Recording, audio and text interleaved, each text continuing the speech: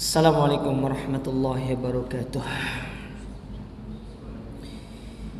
Innal hamdalillah nahmaduhu wa nasta'inuhu wa nastaghfiruh wa na'udzu billahi min shururi anfusina wa min sayyiati a'malina. Man yahdihillahu fala mudilla lahu wa man yudlil fala hadiya lahu.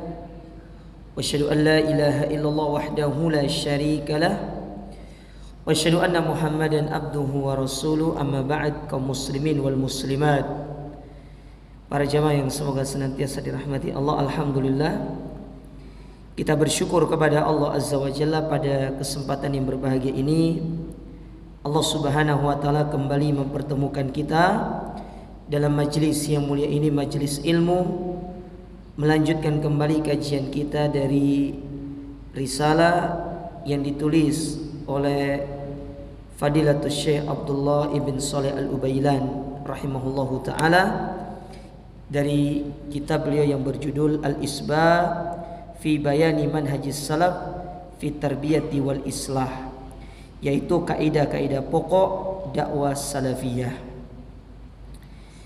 Kita masih pada kaidah yang ke-30, ya, di mana kaidah yang ke-30 itu berkaitan dengan berdakwah mengikuti metode yang diajarkan oleh Nabi sallallahu alaihi wasallam.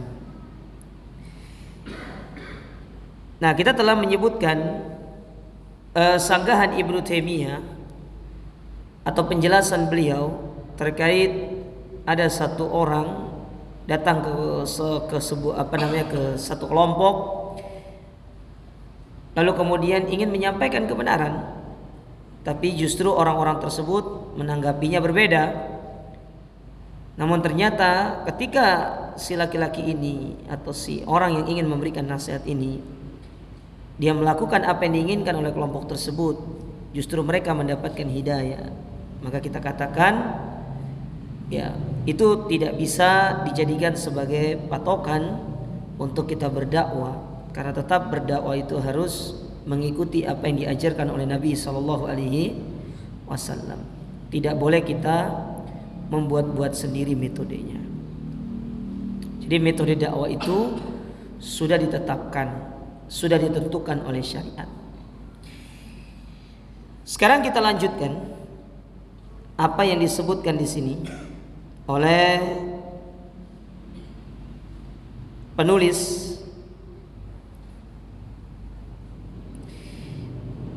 Beliau mengatakan, waqad amarallahu ar-rasula bikulli ma'rufin wa naha an kulli munkarin. Allah memerintahkan kepada Rasul, maksudnya Rasul itu adalah Nabi Muhammad, untuk melakukan segala macam bentuk kebaikan, mengajak manusia kepada segala macam bentuk kebaikan. Dan tidak ada kebaikan yang terbaik kecuali bertauhid. Jadi puncak segala kebaikan itu adalah bertauhid. Kita bertauhid kepada Allah Ta'ala. Percuma kebaikan-kebaikan yang lain kalau kita tidak bertauhid. Oleh karenanya Allah Subhanahu wa Ta'ala mengatakan dalam Al-Quran, la in asyrakta la yahbatanna amaluk. Apabila engkau berbuat syirik, seluruh amal ibadahmu akan terhapuskan. Terhapuskan seluruhnya, tidak ada yang tersisa. Terhapuskan seluruhnya, tidak ada yang tersisa. Dan ini bahayanya perbuatan syirik kepada Allah Ta'ala. Sebaliknya, tauhid menjadikan seseorang itu dimasukkan ke dalam surga. Sebagaimana kita tahu tentang hadis bitokoh, hadis kartu, ketika seorang didatangkan oleh Allah Ta'ala di hari kiamat, lalu kemudian dibentangkan catatan dosa yang berjumlah 99, maka ketika dibuka, satu catatan dosa itu sejauh mata memandang, 99. Maka kemudian Allah Ta'ala bertanya kepada dia, kau punya kebaikan atau tidak? Kata dia tidak punya. Tapi Allah mengatakan, innaka la tudzlamul yaum, hari ini kamu tidak akan dizalimi. Maka dikeluarkan satu kartu bertuliskan la ilaha illallah, lalu dia pun mengatakan seolah-olah meremehkan kartu yang kecil ini, seraya mengatakan mahadihil bitoqo mahadih sijilat, apa manfaatnya kartu ini dengan dosa yang banyak ini. Tapi Allah hanya mengatakan innaka la tudzlamul yauma, pada hari ini kamu tidak akan dizalimi. Ternyata setelah ditimbang, bitoqo atau kartu itu lebih berat daripada dosa tersebut. Sedangkan yang tertulis di bitoqo itu adalah kalimat la ilaha illallah. Nah, ini menunjukkan orang yang bertauhid kepada Allah Ta'ala itu luar biasa, menjadikan dia dimasukkan ke dalam surga, dosa-dosanya diampuni. Bayangkan satu catatan sejauh mata memandang. Kita lihat langit, apa ada batasan? Tidak ada batasan. Satu saja sudah ngeri. Bagaimana kalau ini 99 catatan, 99 catatan dosa, yang itu merupakan catatan yang sangat banyak. Namun Allah Subhanahu wa Ta'ala justru menjadikan catatan dosa tersebut tidak ada artinya hanya dengan ampunan, dan ampunan yang dia dapatkan karena dia bertauhid. Coba kalau dia tidak bertauhid, dia tidak akan mendapatkan ampunan. Makanya kan Nabi SAW pernah mengatakan yadkhulul jannata bidhubab wa yadkhulun nara bidhubab. Ada orang masuk neraka gara-gara seekor lalat, dan ada orang masuk surga gara-gara seekor lalat. Dengan media yang sama tapi bermuara pada tempat yang berbeda. Yang satunya masuk neraka gara-gara seekor lalat karena lalat itu dipersembahkan kepada patung, kepada berhala. Sebaliknya, dia tidak mau mempersembahkan kepada berhala tersebut meskipun hanya seekor lalat. Yang tadi mempersembahkan itu selamat dari hukuman dunia, tapi dia justru dimasukkan ke dalam neraka. Sedangkan yang satunya dia tidak selamat dari hukuman dunia, tetapi dia dimasukkan ke dalam surga. Nah, ini pentingnya tauhid. Makanya segala kebaikan itu adalah bertauhid kepada Allah. Sebaliknya, Nabi melarang kita dari segala kemungkaran, dan kemungkaran yang paling mungkar adalah berbuat syirik kepada Allah Ta'ala. Berbuat syirik kepada Allah. Wa ahalla kulla tayyibin wa harrama kulla khabithin. Dan Rasulullah SAW menghalalkan segala yang baik dan mengharamkan segala yang jelek. Wa thabata anhu sallallahu alaihi wasallam fi sahih, sebagaimana disebutkan dalam hadis riwayat Muslim dari sahabat Abdullah bin Amr bin As radhiyallahu taala anhuma, Nabi bersabda, "Ma ba'atsallahu an-nabiyya", tidaklah Allah mengutus seorang nabi, "illa kana haqqan alaihi an yadulla ummatahu ala khair", maka wajib bagi dia untuk menunjuki umatnya kepada segala kebaikan. Perhatikan kalimat ini, ala khairin. Antum yang punya bahasa Arabnya, ala khairin. Nabi mengatakan ala khairin, bukan alal khair. Tidak ada alif lam. Dan itu menunjukkan segala kebaikan, bukan hanya kebaikan tertentu. Paham? Paham maksudnya? Nabi mengatakan ala khairin. Nabi tidak mengatakan alal khairi. Enggak ada proyektor. Harusnya ada ya. Kasih proyektor. Maksud tablet sudah canggih, nggak bisa nulis itu.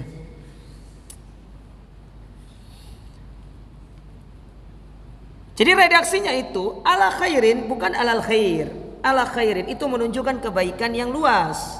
Kalau alal khair ada alif lam, itu menunjukkan hanya kebaikan-kebaikan tertentu. Itu bedanya. Ya, hanya kebaikan-kebaikan tertentu. Tapi kalau ala khairin, kebaikan yang luas. Segala kebaikan, apapun kebaikan itu, segala hal yang bisa mendekatkan kepada Allah Ta'ala, Nabi SAW menunjuki semuanya. Ya. Ya'lamuhu lahum, ya, ma ya'lamuhu lahum, apa yang dia ketahui, yaitu para nabi itu ketahui, disampaikan kepada umatnya. Wa yanhahum an syarrin ma ya'lamuhu lahum, dan juga menjelaskan kepada umatnya segala keburukan yang diketahui, tidak ada yang disembunyikan. Ya. Demikian pula dai. Dai itu dia harus menyampaikan segala hal kebaikan, kemungkaran disampaikan. Makanya pada pertemuan sebelumnya saya sudah sampaikan, berbeda antara menunda penjelasan dengan tidak menjelaskan sama sekali itu berbeda. Misalkan nih, ada ibu-ibu baru datang ngaji, jilbabnya kecil, ya, atau ada ibu-ibu datang ngaji, ternyata tidak pakai jilbab, lalu dikasih mukena, lalu dia bertanya apa hukum jilbab. Kalau dirasa hukum jilbab pada saat itu belum urgen untuk disampaikan, maka boleh ditunda sampai dia siap untuk menyampaikan. Jadi boleh ditunda penjelasannya. Atau misalkan kita ngaji di satu tempat yang umum, lalu ada orang bertanya, Ustadz apa hukumnya maulid Nabi menurut antum? Antum boleh tunda sampai benar-benar dia siap untuk menerima. Jangan gara-gara kepingin jadi namiroh. Tahu namiroh? Kepingin jadi asingannya mimbar, datang pertanyaan, Ustadz apa hukumnya maulid Nabi? Beda. Langsung seperti itu. Ya enggak begitu cara dakwah itu. Ya, harus dia ngerti. Makanya dalam poin-poin dakwah, ya dalam apa istilahnya itu, metode dakwah itu ada yang disebut dengan istilah ma'rifatul mad'uwin. Kita harus mengerti orang yang ingin kita dakwakan, orangnya seperti apa. Ya. Retorika sudah bagus, substansi materi sudah oke, tapi nggak ngerti orang yang mau didakwakan ternyata orang awam. Langsung tes bid'ah, tahlilan bid'ah, begini.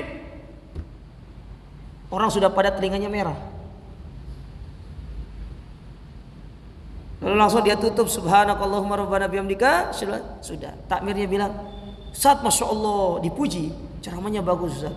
Datang WA, Ustaz mohon maaf menyampaikan dari takmir, kajian antum sementara diliburkan sampai batas waktu yang tidak ditentukan. Apa itu? Petir atau petasan? Petasan. Nah, ini berbahaya seperti ini.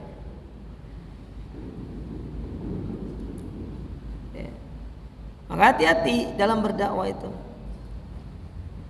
Terkadang ya, mohon maaf, saya ingin sampaikan begini, terutama kepada Anda konten-konten kreator ya. Jangan suka ngecek ombak. Tahu ngecek ombak maksudnya? Kadang-kadang ada konten kreator itu suka ngecek ombak. Jadi membawakan sebuah masalah-masalah yang viral yang bisa membuat terjadinya chaos di tengah masyarakat. Ya akhi, antum yang membawakan masalah, yang diserang sopo? Kita orang, ustadz yang diserang ini, bukan antum. Kita orang yang diserang. Saya dapati beberapa teman-teman, Masya Allah bagus, tapi caranya itu loh. Karena masalahnya itu sudah ruang publik. Kalau sudah di ruang publik seperti itu, setiap apa yang kita sampaikan ada konsekuensinya. Itu ruang publik yang tuh tidak bisa untuk memungkir tuh. Gimana caranya untuk memungkir? Itu ruang publik yang setiap apa yang antum share ada tanggung jawabnya. Masalah ini akan mempengaruhi dakwah. Makanya perkara yang bisa merusak dakwah itu adalah orang yang di dalam dakwah itu sendiri tidak mengerti kapan dia harus menyampaikan masalah itu. Apakah permasalahan ini layak untuk dikonsumsikan, dijadikan konsumsi publik? Apakah siap umat ini menerima hal tersebut? Apalagi dengan minimnya ilmu. Oke lah kalau antum bergelarnya Syekhul Islam Ibnu Taimiyah antum sampaikan, monggo. Ya, nanti kalau ada yang debat antum tinggal kirim, Anda tunggu di warung kopi ini, monggo datang bawa kitab yang tebal-tebal, siap. Tidak masalah. Nah, antum Ibnu Taimiyah bukan, Syekh bin Bas bukan. Ngajinya Senin Kemis. Gimana terus? Ya. Perhatikan aja. Ya, perhatikan. Akhirnya Insya Allah sok jadi mentang-mentang followersnya banyak 1 juta gitu kan, 1, sekian juta gitu kan. Buat apa ya? Antum mau mencari ketenaran dengan seperti itu, buat apa? Merusak dakwah. Ya. Allah, antum jadi guru TPQ, antum ngajarin abad, lalu jadi ustaz itu lebih bermanfaat Daripada antum jadi konten kreator tapi merusak dakwah. Tidak apa-apa, saya tidak melarang antum jadi konten kreator. Isi dengan motivasi-motivasi yang baik gitu loh. Mengajak orang untuk bersyukur, mengajak orang untuk. Tapi kalau sudah permasalahan yang berat, ibarat kata nih antum kalau tinju kelasnya 50, jangan masuk ke kelas 80. Ya, wangel cek mah. Musuhnya Mike Tyson antum. Ya, paham ya? Antum ketemu Chris John aja nggak bisa, apalagi musuhnya Mike Tyson.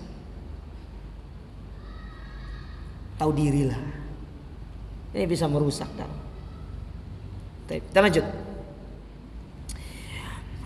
Wasabata anil Irbad bin Sariyah, dan telah datang dari Irbad bin Sariyah radhiyallahu taala anhu qol, beliau berkata, wa adana Rasulullah sallallahu alaihi wasallam mau'izatan wajilat minhal qulub.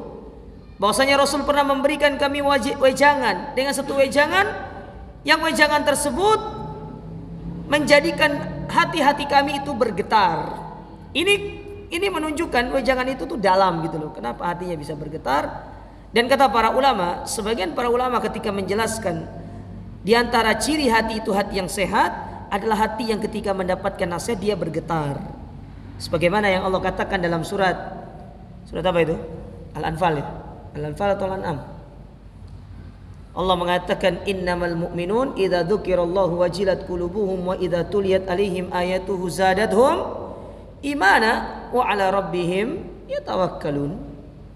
Orang beriman apabila dibacakan ayat-ayat Allah, hatinya bergetar, tidak terasa kemudian ya, berlinanglah air matanya. Seketika itu dia mengingat Allah Subhanahu wa taala. Bertambah keimanan, berlinang air mata.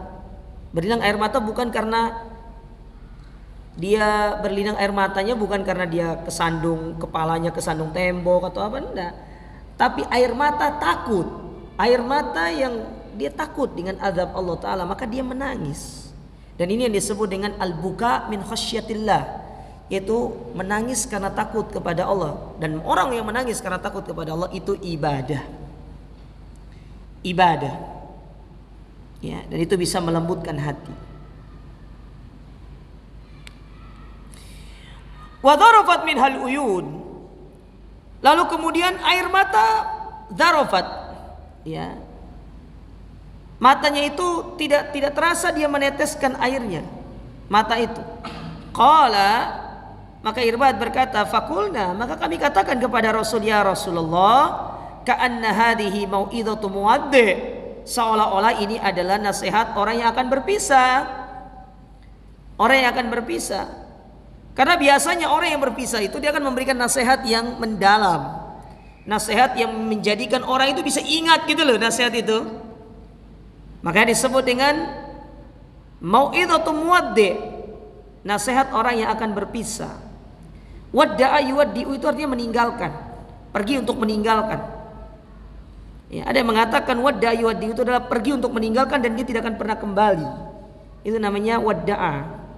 Makanya disebut dengan haji wada, haji perpisahan. Karena Nabi SAW tidak kembali. Ya, tidak kembali. Dan ucapan itu pernah dilontarkan oleh Heraklius. Ketika Heraklius mendapati surat dari Nabi, ya, kemudian selang beberapa saat setelah itu kekhalifahan diangkat oleh Umar bin diangkat Umar bin Khattab menjadi khalifah. Datanglah orang-orang Islam ke Romawi untuk memerangi orang-orang Romawi dan Romawi tumbang. Dia mengatakan wadaan, kami akan berpisah dan tidak akan pernah kembali. Dan benar, sampai hari ini kan orang Romawi tidak kembali ke Palestina. Tidak kembali ya. Sampai hari ini. Dan itu ucapan yang disampaikan oleh Heraklius. Maka kemudian para sahabat mengatakan, famadza ta'khudu ilaina, dan apa yang kamu wasiatkan kepada kami? Faqal, maka Nabi SAW mengatakan, Usikum bisam'i wa ta'ah. Aku wasiatkan kalian untuk mendengar dan taat kepada pemimpin kaum muslimin, kepada penguasa yang sah. Tidak harus berbaiat dengan bersalaman. Yang penting antum mengakui kepemimpinannya, dia sudah dikatakan berbaiat. Kita tidak mungkin bersalaman dengan Pak Prabowo, tapi kita mengakui Pak Prabowo sebagai presiden hari ini, itu sudah cukup kita dikatakan berbaiat, dan kita tunduk di bawah perintah-perintah beliau selagi itu perintah yang ma'ruf. Nah, ini salah satu pembeda antara dakwah salafiyah dengan dakwah-dakwah yang lainnya, dengan seruan-seruan yang lain, seruan ikhwani, seruan apalagi hizbiyah, seruan sururiyah. Banyak orang bilang salaf itu sururi, beda, gak sama. Sururi itu pendirinya Muhammad bin Surur. Gimana ceritanya bisa disamakan dengan dakwah salafiyah? Tahu Muhammad bin Surur itu? Dia bilang bahwasanya pemerintah Saudi itu kafir, tapi dia sendiri tinggalnya di London. Bahlul. Dia katakan pemerintah Saudi kafir, tapi dia sendiri tinggal di London, di UK sana. Emang UK kafiran mana? UK atau Saudi? Antum tidak usah jawab, itu pertanyaan yang bodoh. Dia mengatakan bahwa pemerintah Saudi itu kafir, tapi dia tinggalnya di UK sana, nah, di London sana, nonton bola mungkin, apa tuh, Arsenal mungkin.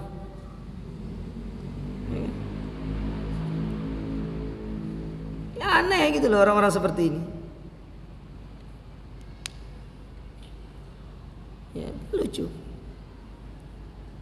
Tapi itu jangan salah loh ya.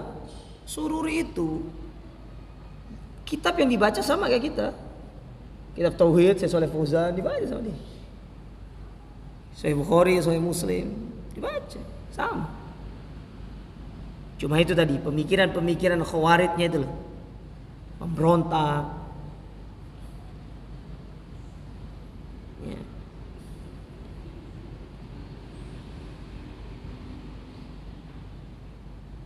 Fa innahu man ya'ish minkum ba'di, karena sesungguhnya orang yang hidup sepeninggalku di antara kalian, fasayara ikhtilafan katsira, maka dia akan mendapati perselisihan yang banyak. Perhatikan di sini, Nabi SAW mengatakan setelah dari kalian, berarti di zaman sahabat itu akan terjadi fitnah. Karena Nabi mengatakan minkum ba'di, dari kalian, berarti kalian itu para sahabat.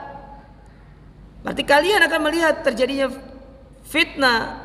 Fitnah itu akan ada yang namanya perpecahan, ada kan, bukan perpecahan istilahnya itu apa namanya, ujian gitu di tengah para sahabat. Dan benar, bagaimana di zaman para sahabat ada dua perang antara Ali dengan Muawiyah dan Ali dengan Aisyah radhiyallahu taala anha, terjadi peperangan. Ya, dua peperangan di kalangan para sahabat. Ya kan? Dan juga isyarat dari Nabi SAW itu, dari ucapan beliau mengatakan fasayarah tilafan katsira, engkau akan mendapati perselisihan yang banyak. Namanya sin dalam bahasa Arab itu akan, tetapi ini yufidul hasr, menunjukkan waktunya pendek. Berbeda dengan kata saufa. Saufa itu menunjukkan akan, tapi waktunya panjang. Makanya coba lihat dalam Al-Quran, dalam surat At-Takatsur, apa kata Allah Ta'ala? Alhaakumut takatsur hatta zurtumul maqabir kalla sawfa ta'lamun thumma kalla sawfa ta'lamun. Sawfa itu menunjukkan waktu yang panjang, kita akan merasakannya di waktu yang panjang. Tapi kalau sin itu menunjukkan waktunya agak cepat, ya, agak cepat, ya, lebih cepat. Dan benar terjadi perpecahan, terjadi perselisihan di kalangan para sahabat. Namun ini adalah perkara yang tidak bisa dielakkan. Karena memang di antara doa Nabi, dari 3 doa Nabi yang dipanjatkan kepada Allah, 2 yang dikabulkan, 1 enggak. Yang tidak dikabulkan itu tadi, Nabi pernah berdoa agar umat ini tidak berselisih, tapi Allah Ta'ala tidak mengabulkan itu, dan menjadilah umat ini berselisih. Tapi kan ketika Allah tidak mengabulkan itu, bukan berarti Allah tidak berikan solusi. Allah kasih solusi ya toh. Allah katakan dalam surat An-Nisa pada ayat yang ke-59 posisi sebelah kanan bawah Allah mengatakan fa in tanaza'tum fi syai'in faruddu ila Allah war rasul. Kan jelas. Kalau kalian berselisih tentang satu perkara, kembalikan kepada Allah Ta'ala dan Rasulnya. Jelas. Makhrajnya jelas. Jalan keluarnya itu jelas. Tidak ada petunjuk sejelas apa yang dijelaskan oleh Allah Ta'ala dan Rasulnya itu. Tapi kita yang meninggalkan petunjuk tersebut. Sehingga kita tetap berada dalam perpecahan ini, perselisihan ini. Padahal kalau kita mau kembali kepada apa yang diisyaratkan oleh Allah Ta'ala dan Rasulnya, selesai urusan. Gitu. Coba lihat berapa banyak isyarat yang Allah kasih dalam Al-Quran. Allah katakan di dalam surat yang lain, Allah mengatakan fas'alu ahla dzikri in kuntum la ta'lamun. Nek enggak tahu, takono. Siapa ditanya? Ya puro alim, puro kiai. Kan gitu. Ini malah enggak nanya. Yang ditanya siapa? ChatGPT. Yang ditanya sekarang Gemini.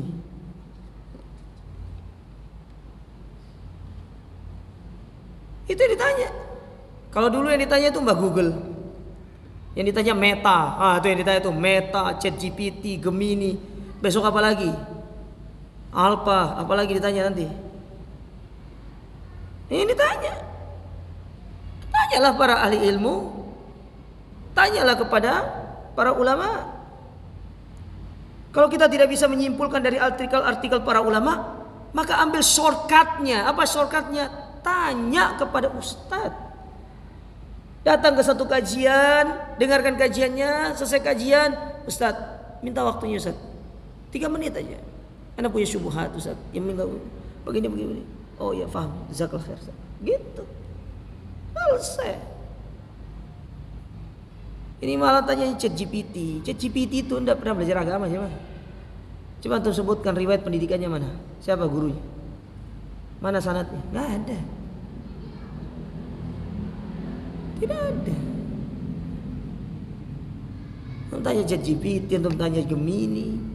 Besok nanti tanya apa? Taurus, Capricorn, apa lagi antum tanya? Muncul semua.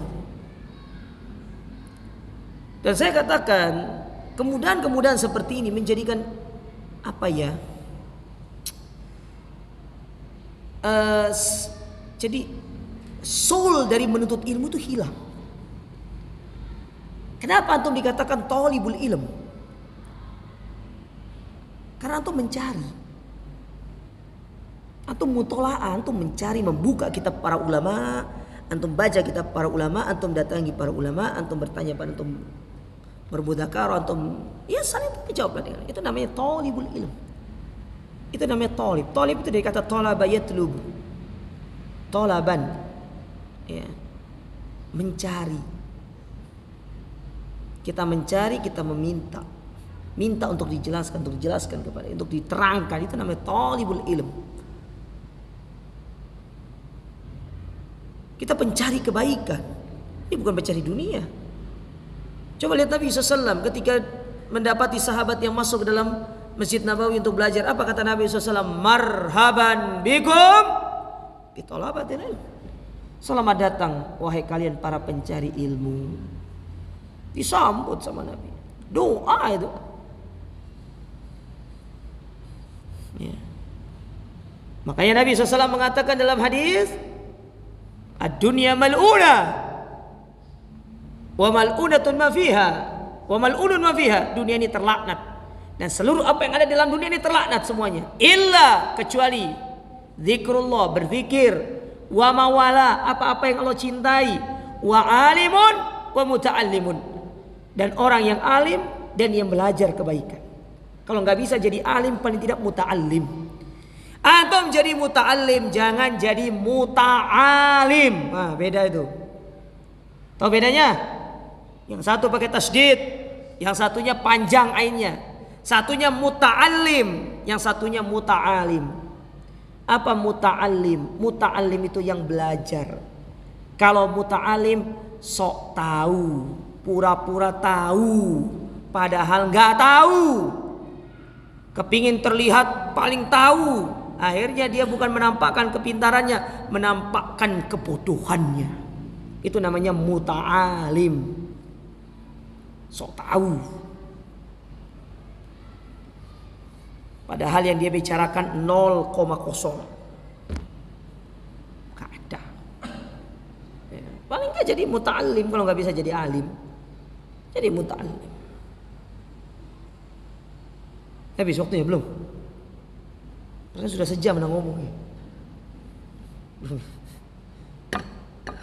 Betul, saya semangat hari ini jawab.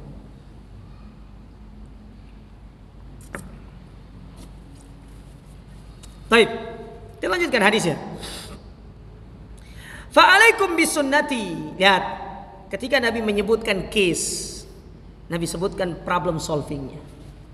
Ini pakai bahasa antum nih. Nabi datangkan permasalahannya, Nabi sebutkan jalan keluarnya. Apa jalan keluarnya? Fa'alaikum bisunnati. Perhatikan jawaban Nabi. Wajib bagi kalian. Berarti ini bukan sunnah lagi, tapi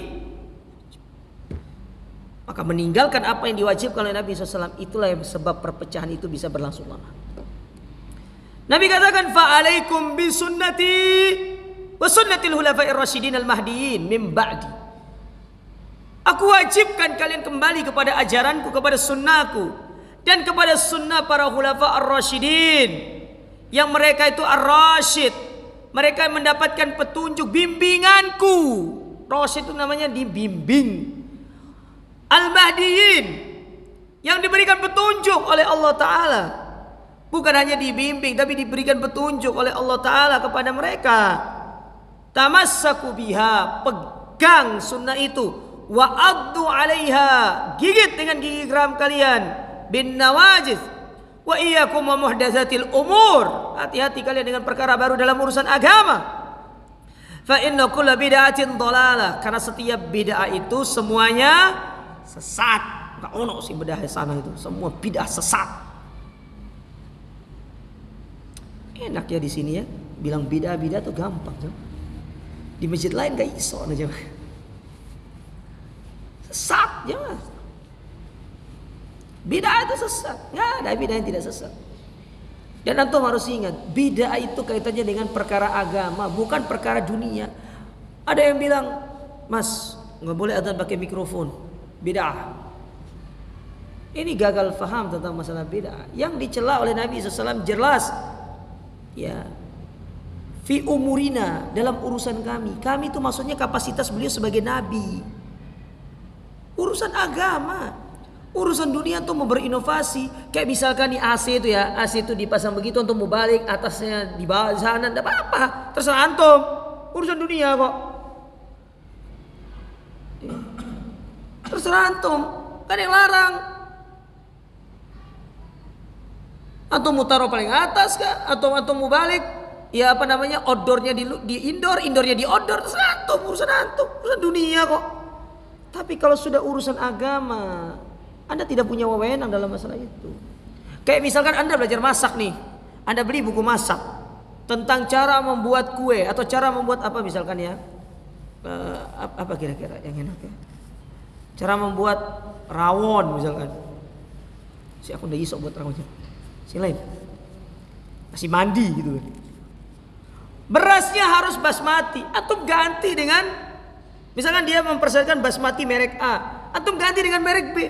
Berarti antum beda, enggak apa-apa urusan. Antum mau adjust sendiri terserah. Enggak ada yang larang. Antum mau pakai basmati kah, bas hidup kah? Ya, bas setengah mati setengah hidup kah? Terserah antum. Urusan dunia kok. Enggak ada yang larang. Antum mau masukin ayamnya dulu kah atau antum masukin.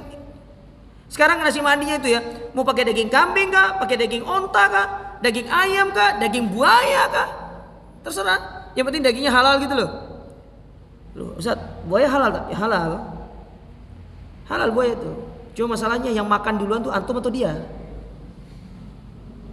Antum mau buru buaya, ya antum dimakan sama buaya duluan. Antum mau ganti pakai burung dara kah? Ya. Terserah antum. Kecapnya misalkan nih, kalau pakai kecap atau pakai bawang misalkan, bawang bombay. Ini bawang bombay beli di mana Ustaz? Mau beli di pasar apa namanya sana tuh? Apa namanya pasar apa namanya? Dekat iku lho bioskop apa Purnama iku lho pasar. Keputraan ah. Ada coba. Nonton dulu coba.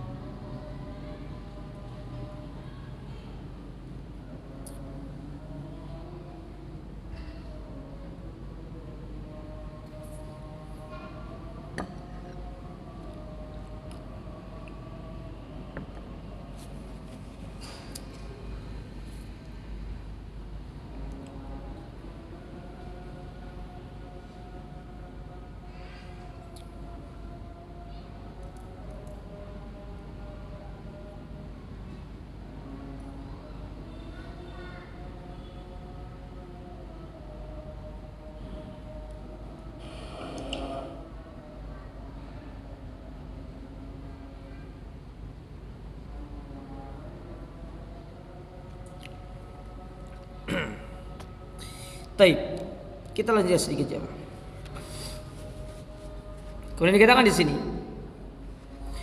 wa sabata anhu annahu qala, dan juga datang dalam hadis yang lain yang diriwayatkan oleh Imam Ibnu Abi Syaibah dalam kitab Musannaf.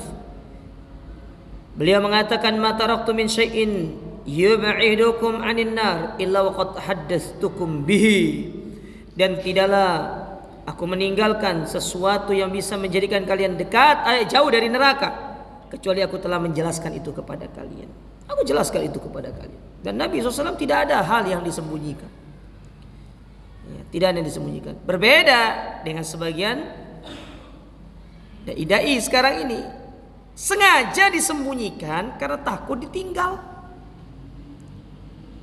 Takut ditinggal. Gak berani menyampaikan itu karena takut ditinggal sama jamaahnya. Sampai ada istilah bukan perbedaan pendapat, tapi perbedaan pendapatan. Jamaah hilang, pendapatannya hilang ya. UUD ujung-ujungnya duit. Ya, kan begitu. Waqala dalam hadis yang lain, riwayat Imam Ahmad, Ibnu Majah,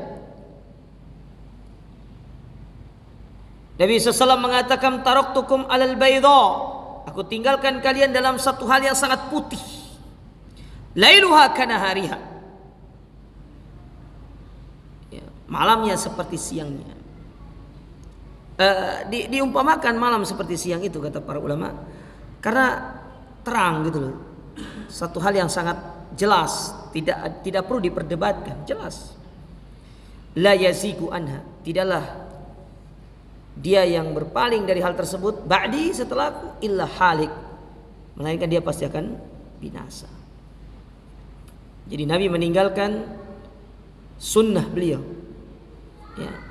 Nabi meninggalkan sunnah beliau, meninggalkan ajaran beliau. Nah, kata Syekh, wa syawahid hadzal asl al-azim al-jami' min al-kitab was sunnah katsira, dan dalil-dalil yang menjelaskan tentang perkara ini dalam Al-Quran dan Sunnah itu banyak, ya, banyak sekali. Wa tarajjama alaihi ahlul ilmi fil kutubi kitab al-ittisam bil kitabi was sunnah kama tarajjama alaihi al-Bukhari wal Baghawi wa ghairihima, dan mereka mengumpulkan hal tersebut, atau para ahlul ilmi mengumpulkan hal tersebut dalam kitab-kitab mereka, ya, seperti misalkan Kitabul Ittisam, Kitabul Ittisam yang ditulis oleh Imam Asy-Syatibi, itu 2 jilid. Kitabul Ittisam itu 2 jilid. Itu menjelaskan tentang bagaimana hujjah. Antum baca bukunya, bagus kok. Ya, penjelasan tentang sunnah Nabi SAW. Demikian pula Imam Al-Bukhari, Al-Baghawi, dan yang lainnya, mereka menulis kitab-kitab meletakkan dasar-dasar seperti itu.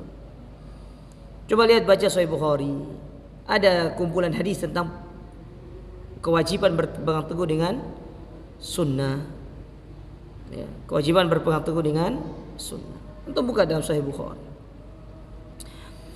faman itasama bil kitabi was sunnah kana min awliya'il muttaqin, maka barang siapa yang berpegang teguh dengan Al-Quran dan sunnah, maka merekalah para wali-wali Allah Ta'ala yang bertakwa. Wa hizbihi al-muflihin, dan mereka adalah kelompok Allah Ta'ala yang akan beruntung. Wa jundihi al-ghalibin, ya, tentara yang akan dimenangkan. Wa kana salaf kamalikin wa ghairihi yaqulun, dan para salaf seperti Malik dan yang lainnya mereka mengatakan, perhatikan perkataan ini bagus jemaah. Antum jadikan status boleh ini jemaah. Ya, antum jadikan status. Ya, antum bagus perkataan ini. Dengarkan perkataan Imam Malik. Beliau mengatakan, as-sunnatu kasafinati Nuh. Sunnah itu ibaratkan perahunya Nabi Nuh. Jadi sunnah diibaratkan seperti perahu Nabi Nuh yang sedang berlayar di atas banjir yang besar. Yang akan datang banjir besar, Nabi Nuh buat perahu kan? Nabi Nuh buat perahu. Maka diibaratkan sunnah itu seperti perahu Nabi Nuh. Kalau perahu itu kan dia berjalan di atas gelombang air. Kalau sunnah ini dia akan berjalan di atas gelombang fitnah. Fitnah penyimpangan, fitnah syubhat. Itu yang disebut oleh para ulama.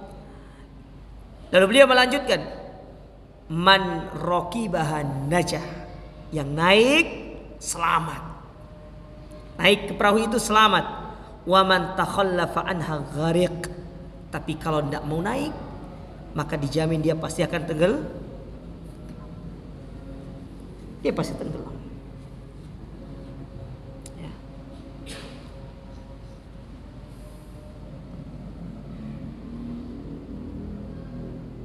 Subhanallah. Perumpamaan yang sangat luar biasa. As-sunnatu kasafinatin Nuh. Seperti perahunya Nabi Nuh. Tidak apa buat status tulis. Untuk berbagi. Kalau ingin selamat dengan sunnah. Yang tidak dengan sunnah dia tidak akan selamat. Wa qala Az-Zuhri, berkata Imam Az-Zuhri,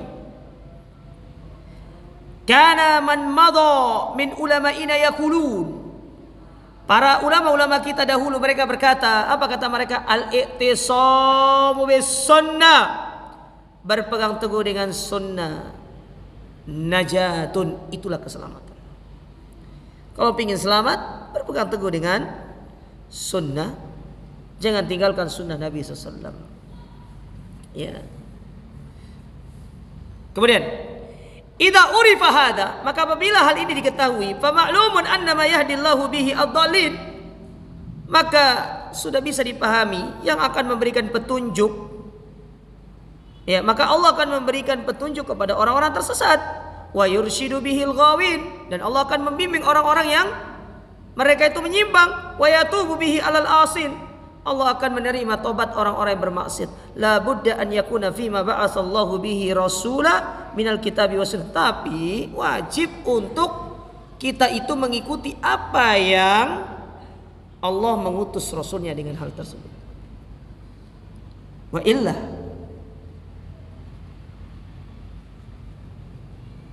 kalau tidak, fa innahu law kana ma ba'atsallahu bihi rasul, kalau dia mengikuti sesuatu yang tidak diutus dengannya para rasul, la yakfi fi dzalika lakana dinur rasul naqisan muhtajan tatimmatan.